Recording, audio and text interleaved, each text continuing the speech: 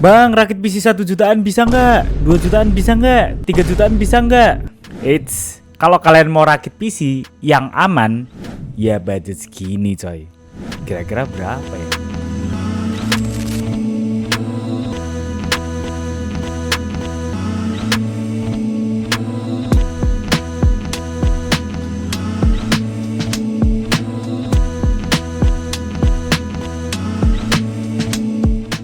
Halo teman-teman semua, aku Tasya Regana dari channel Tekdung, Teknologi Dung.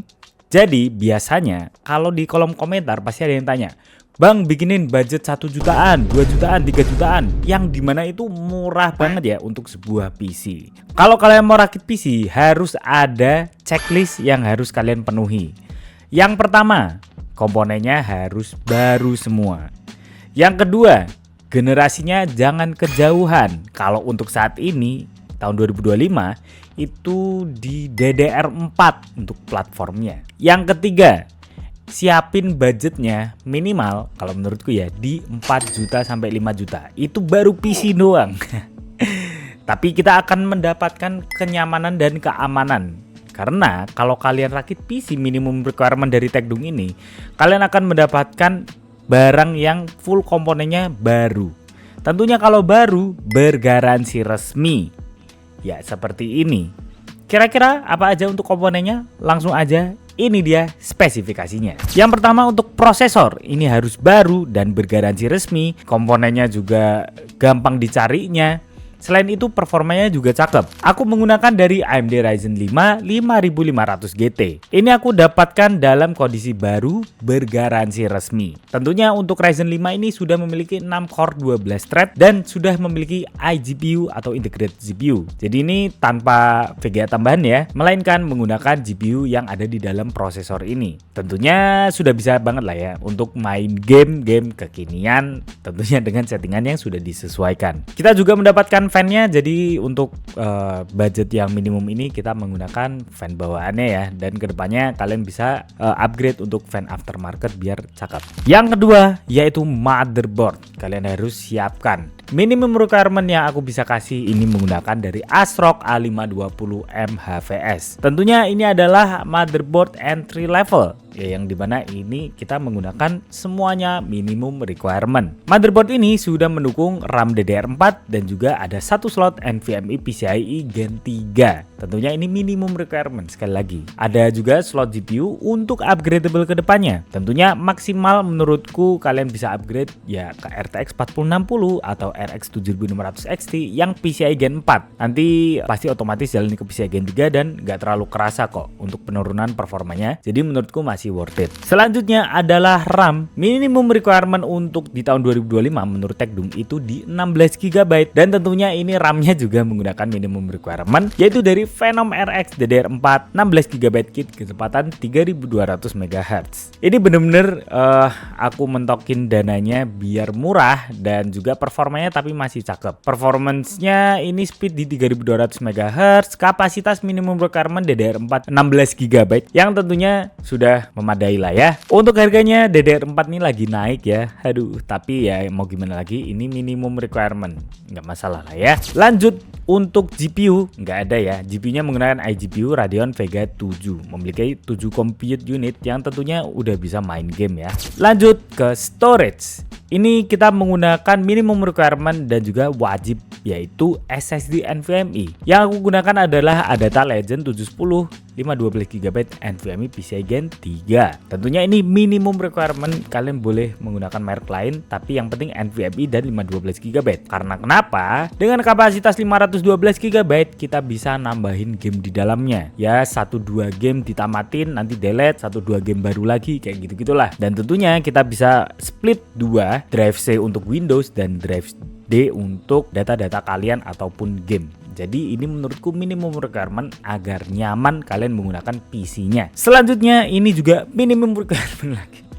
Kebanyakan minimum ya, yaitu dari PC Cooler KF550 80 plus watt. Ya ini minimal banget ya menggunakan PSU ini, karena kedepannya kalian bisa upgrade. Jadi walaupun semuanya minimalis, tapi masih bisa upgrade GPU kedepannya. Rekomendasi upgrade dari Tekdung ya seperti RTX 4060, RX 6600, RX 7600 XT yang 16 GB, cakep tuh ya. Dan juga GPU yang cukup hemat daya lainnya. Ya menurutku udah oke lah ya. Tapi kalau kalian ada budget lebih, bisa upgrade ke KG550 dari PC Cooler tuh 80 plus bronze, boleh. Untuk casingnya ini juga minimalis ya, dan tentunya harganya affordable, yaitu dari Olympus Gamma C50. Aku pilih paket yang sudah dengan ada fan-nya. Kita mendapatkan 4 fan, 3 fan ke dalam dan 1 fan untuk exhaust di belakang. Dan ini harganya murah banget ya, under 400.000 sudah dapat fan, dan juga ini MATX luas, kalian bisa upgrade GPU dengan mudah. Build quality-nya ya ada harga ada rupa. Tapi di depannya ini kita sudah mendapatkan mesh yang artinya anginnya bisa masuk lebih mudah, dan sudah ada tempered glass-nya. Ini bener-bener casing minimum requirement menurutku ya. Dan kalian bisa menggunakan motherboard 4 slot RAM juga bisa, dan juga GPU yang cukup gede juga bisa. Jadi ini bisa mengakomodir kita untuk upgradable ke depannya. Walaupun ini PC cuman under 5 juta ya, tapi bisa upgradeable coy. Itu kuncinya. Jadi walaupun minimal tapi bisa maksimal ke depannya. Mantap. Ya itu dia untuk keseluruhan PC minimalis minimum requirement apalah. Langsung aja ini dia laser kayaknya.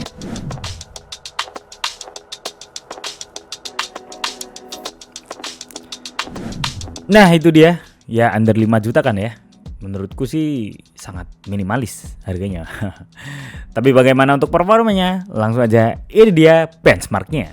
Cinebench R23 mendapatkan skor di 10 ribuan poin dengan suhu maksimum ini lumayan panas ya, di 95 derajat Celcius, average berada di 90-an derajat Celcius.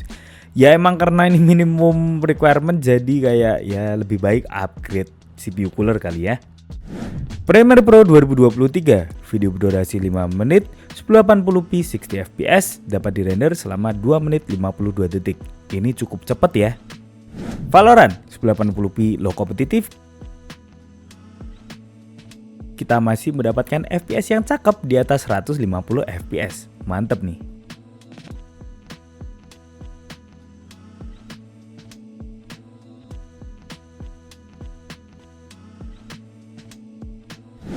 GTA 5 yang biasa 1080p setting normal. Kita mendapatkan FPS yang cukup solid di 60-an fps. Mantap.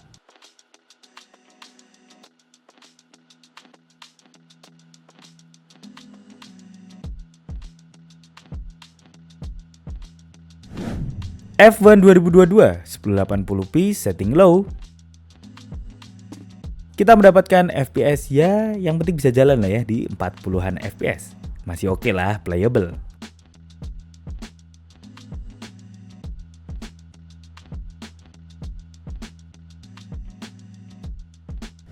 Far Cry 6 1080p setting low dengan FSR balance. Kita mendapatkan FPS yang cukup solid di 40-an FPS average. Masih playable nih.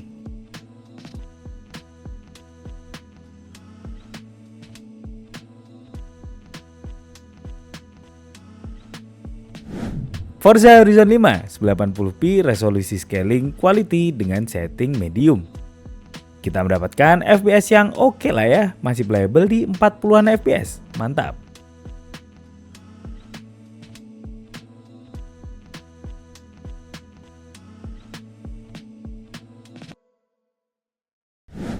God of War PC 1080p FSR balance dengan setting low. Kita mendapatkan FPS yang masih playable lah ya di 30 hingga 40-an FPS. Ya oke lah, masih bisa jalan coy. Mantap.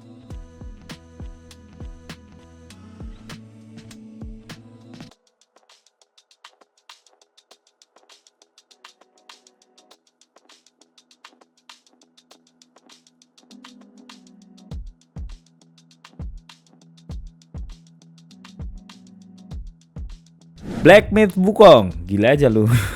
1080p, FSR 60%, frame gain on dengan setting low. Kita masih mendapatkan 30-an FPS. Ya jangan ditiru lah ya. Kalau mau main lebih playable bisa dikurangin FSR-nya lagi. Mantap.